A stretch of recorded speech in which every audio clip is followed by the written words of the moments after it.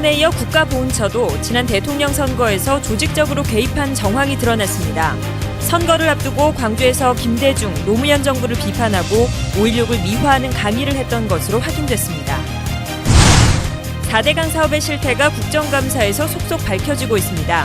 홍수 예방은커녕 피해를 키웠고 수질도 더 나빠진 것으로 드러나고 있습니다. 광주지방국세청의 세정지원이 전국에서 최하위권을 기록하고 있습니다. 지역 경제 상황이 나쁜데도 징수 유예나 연구개발 세액공제 등을 인색하게 하고 있습니다. 올해 배추값이 폭락 조짐을 보이고 있습니다. 중간 상인과의 거래조차 끊겨 농민들의 걱정이 큽니다. 여러분 안녕하십니까? 광주 MBC 뉴스데스크입니다. 오늘부터 국정감사가 시작됐는데 지난 대선 때 국정원뿐 아니라 보훈처도 선거에 조직적으로 개입했다는 의혹이 불거졌습니다. 여론 주도층에게 실시한 안보 강연이 당시 박근혜 후보에게 유리한 정치색 짙은 내용으로 채워졌다는 겁니다. 광주에서도 이 편향적인 안보 교육이 실시된 것으로 확인됐습니다. 첫 소식 송정근 기자가 취재했습니다. 대선을 6개월 앞두고 있던 지난해 6월 28일 광주 김대중 컨벤션 센터에서 국가보훈처 주관으로 오피니언 리더 교육이 진행됐습니다. 광주 지역 초중고교 교장과 공공기관 임직원 등 여론주도층 80여 명을 상대로 안보 교육을 하겠다는 것이었지만 강연 내용은 안보 그 이상이었습니다. 국가안보와 한미동맹이란 강의에서 전두환, 노태우, 이명박 정권은 한미동맹에서 양호했지만 김대중, 노무현 정권은 약화됐다거나 산업화와 민주화의 갈등과 상호 의존이라는 강의에서는 5.16이 4.19의 이상을 성공시키는 사회 경제적 토대를 만드는 계기로 작용한 사건이었다며 5.16 쿠데타의 정당성을 역설하기도 했습니다. 당시 안보교육에 참여한 한 인사는 강연 내용이 너무나 편파적이었다고 말합니다. 우편향적 얘기를 해서 민주당이나 정권을 잡으면 우리 안보가 다시 불안해진다. 뭐 이런 얘기했거든요. 김대중 노무현 정부를 비판하고 5.16 쿠데타를 미화하는 이 같은 강의는 지난해 5월부터 대선 직전인 11월까지 전국 5개 대도시에서 진행됐습니다. 자료를 공개한 민주당 강기정 의원은 국가기관인 보훈처가 대선 국면에서 여권 후보인 박근혜 후보에게 일방적으로 유리한 교육을 진행했다며 검찰 수사를 촉구했습니다. 공무원법과 선거법을 위반해가면서 보훈처는 새누리당의 사실상 선거운동을 위하여 안보라는 미명하에 전국적으로 대대적인 대선 개입을 해온 정황이 드러난 것입니다. 논란을 일으킨 보훈처의 수장은 박순춘 처장으로 이물리한 행진곡이 특정 세력의 노래라며 5.18 기념식 제창을 거부해 편향성 시비에 휩싸인 바 있습니다. MBC 뉴스 송정근입니다. 네, 계속해서 국정감사 속보입니다. 이명박 정부는 4대강 살리기 사업을 하면 영산강 수질도 깨끗하게 하고 홍수도 예방할 수 있다고 약속을 했었죠. 사업이 끝난 지금 이 약속이 지켜졌나 관련 예산을 따져봤는데 어땠을까요? 정용욱 기자가 취재했습니다. 무너진 도로 바닥은 어른 주먹이 들어갈 만큼 균열이 생겼고 가느다란 철사 한 줄이 떨어져 나간 시멘트 덩어리를 힘겹게 붙잡고 있습니다. 지난해 태풍 폴라벤 당시 토사 유실로 피해를 입은 자전거 도로입니다. 복구비만 6억 4천만 원이 들었습니다. 민주당 임내연 의원에 따르면 영산강은 지난해 홍수로 828억 원의 피해를 입었습니다. 반면 4대강 사업 직전인 2008년에는 홍수 피해가 전혀 없었습니다. 홍수 예방은커녕 오히려 피해가 더 커졌다는 주장입니다. 직강 하천으로 됨으로써 유속이 커서 측방 침식이 생기고 도로 인해서 홍수 단면 그 물이 흘러가는 속도가 적게 됨으로써 홍수 피해가 커집니다. 영산강의 수질도 나빠져 지난해 녹조를 유발하는 클로로필 A 수치가 2년 전에 비해 2배 이상 증가했고 BOD와 COD 역시 모두 악화됐습니다. 이로 인해 영산강 수질 개선 사업비는 지난해 5,700억 원으로 4대강 사업 이전보다 66%가 증가했습니다. 4대강 전체적으로도 4대강 사업을 전후해 홍수 피해는 8배, 수질 개선 비용은 1조 7천억가량이 증가해 4대강 사업의 취지를 무색하게 하고 있습니다. MBC 뉴스 정용욱입니다. 광주 도심 주택가에서 승합차가 행인들을 덮쳐 2명이 숨지고 2명이 크게 다쳤습니다.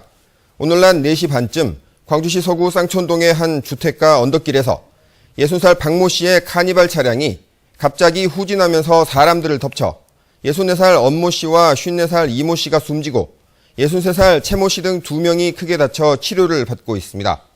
경찰은 오르막길을 오르던 운전자 박 씨가 기어 조작을 잘못해 사고가 난 게 아닌가 보고 정확한 경위를 조사하고 있습니다. 지난해 금치라 불릴 정도로 비쌌던 배춧값, 올해는 폭락 조짐을 보이고 있습니다. 김장철 앞두고 농민들 걱정이 이만저만이 아닙니다. 김양훈 기자입니다. 다음 달 초 본격 출하를 앞두고 있는 해남의 한 배추밭. 농민들은 아침 저녁으로 배추밭을 둘러보지만 얼굴 표정이 밝지 않습니다. 배추 생산량이 늘 것으로 전망되면서 중간 상인들의 발길이 뚝 끊겼습니다.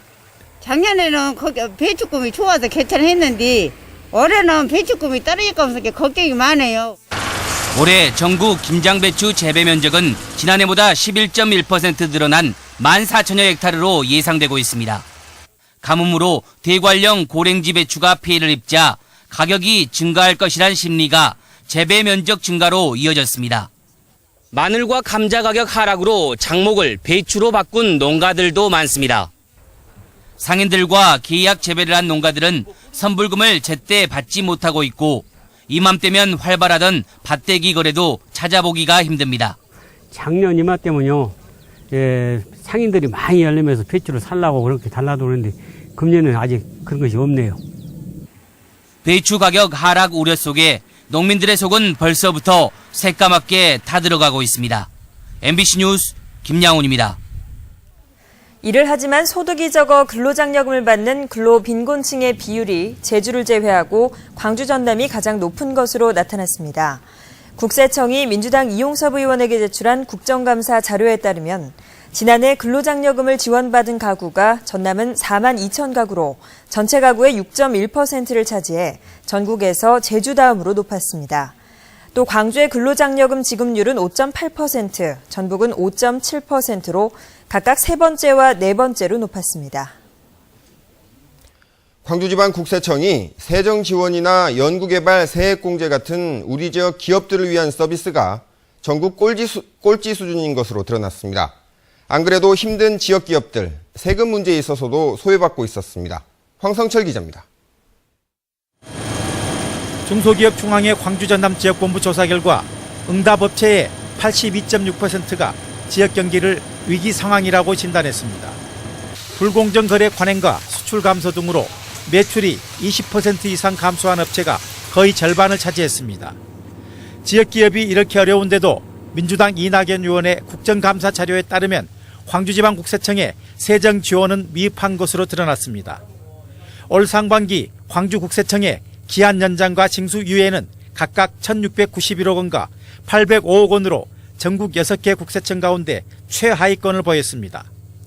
지난해에도 광주청의 세금 기한 연장은 대구청 다음으로 낮았고 징수 유예는 꼴찌를 나타냈습니다.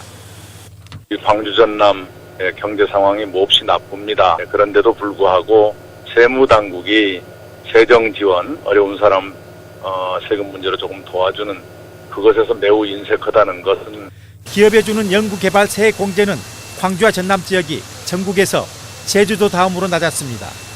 연구개발과 투자를 장려하기 위한 소득세와 법인세 공제율이 광주는 98억 원으로 전체의 0.4%, 전남은 81억 원으로 0.3%에 불과했습니다. 지역 경기 지표는 전국에서 가장 나쁜데 세정 지원이나 세액 공제는 미흡해 이래저래 악순환이 되풀이되고 있습니다. MBC 뉴스 황성철입니다. 광주지방경찰청이 학생회비 횡령 혐의로 광주 동강대 총학생회를 압수수색했습니다. 경찰은 이 대학 총학생회가 수년 동안 학생회비 수백만 원을 부풀려 가로챘다는 첩보를 입수해 오늘 이 대학 총학생회 사무실에서 학생회비 집행 영수증과 통장 등을 확보해 횡령 여부를 수사하고 있습니다. 보조금 유용 의혹으로 경찰 수사를 받고 있는 한국노총 광주본부가 경찰관에게 금품을 건넨 정황이 포착돼 경찰이 수사를 벌이고 있습니다. 광주경찰청 광역수사대는 한국노총의 지출내역 인쇄물에서 정보경찰관이라는 항목을 발견하고 사실관계를 파악하고 있습니다. 인쇄물에는 이 경찰관이 2011년과 2012년 10만 원에서 20만 원씩 8차례에 걸쳐 계좌 송금을 받은 내용이 나와 있는 것으로 전해졌습니다. 경찰은 해당 경찰관을 상대로 수사하는 한편 인쇄물 작성자를 상대로 해당 항목을 기록하게 된 경위를 조사할 계획입니다.